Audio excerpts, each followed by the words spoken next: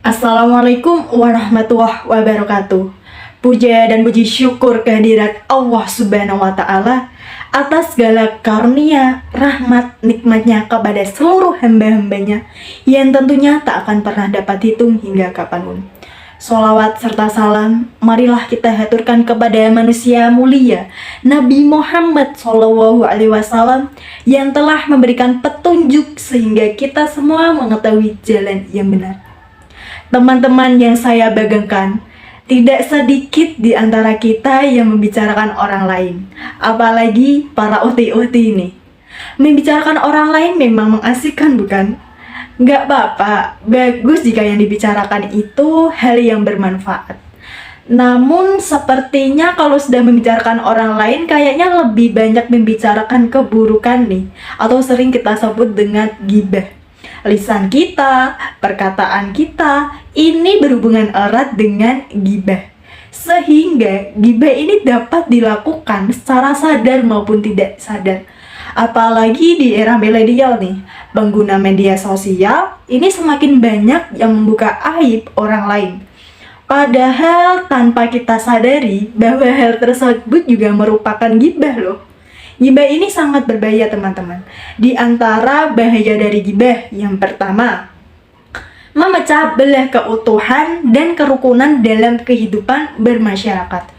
Hubungan yang tadinya dilandasi rasa percaya dan hormat satu sama lain, dengan ghibah ini dapat berubah menjadi perselisihan, pertikaian, permusuhan, dan berujung memutus tali silaturahmi. 2. Terjadinya iri dan dengki. Karena sifat ghibah ini dapat memunculkan adanya iri. Yang ketiga, menghabiskan waktu dengan hal-hal yang tidak bermanfaat. Lebih baik kita gunakan waktu-waktu tersebut dengan hal-hal yang bermanfaat, bukan? Dan yang terakhir, memicu adanya perang sangka dan adu domba. Tak jarang nih seseorang yang penggemar ghibah ini berusaha mencari bahan ghibah dengan menyebarkan prasangka-prasangka yang tidak berdasar. Hal ini bisa menyebabkan utama permusuhan. Allah Subhanahu wa Ta'ala berfirman dalam surat Al-Hujurat ayat 12 yang artinya, "Hai orang-orang yang beriman, jauhilah kebanyakan dari prasangka, karena sesungguhnya sebagian dari prasangka itu dosa. Dan janganlah kamu mencari-cari keburukan orang lain, dan janganlah kamu mengguncang satu sama lain. Sukakah kamu memakan bangkai saudaramu sendiri? Tentunya kalian akan merasa jijik. Dan bertakwa kepada Allah, sesungguhnya Allah Maha menerima taubat dan Maha penyayang." Nah, dalam potongan ayat tersebut, Allah Subhanahu wa Ta'ala melarang adanya ghibah ini. Banyak sekali kerugian yang dihasilkan akibat ghibah. Hingga ghibah ini menjadi salah satu penyakit masyarakat yang dapat memperkeruh suasana dan keadaan. Bahkan ditegaskan lagi nih bahwa ghibah itu ibarat memakan bangkai saudaranya sendiri. Apakah kita tidak merasa jijik?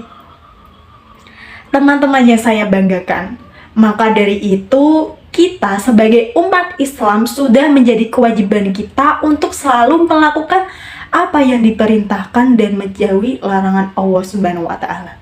Hindarilah kegiatan ghibah ini. Melihat bahayanya dan efek buruk yang diberikan oleh ghibah ini, maka mulai dari sekarang kita semua memuliakan menghindari ghibah yang merugikan ini.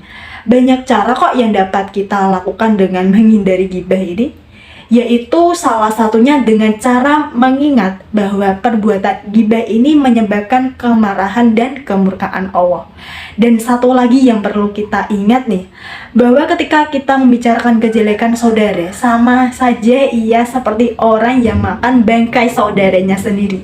Sebagaimana yang difirmankan oleh Allah, firman dari Quran surat Al-Hujurat ayat 12 tadi. Teman-teman sekalian, cukup sekian dakwah dari saya. Semoga dapat kita ambil sisi positif dari apa yang telah saya sampaikan. Saya mohon maaf apabila ada kesalahan yang saya sengaja maupun tidak. Terima kasih atas perhatiannya. Wabil taufik wal hidayah. Wassalamualaikum warahmatullahi wabarakatuh.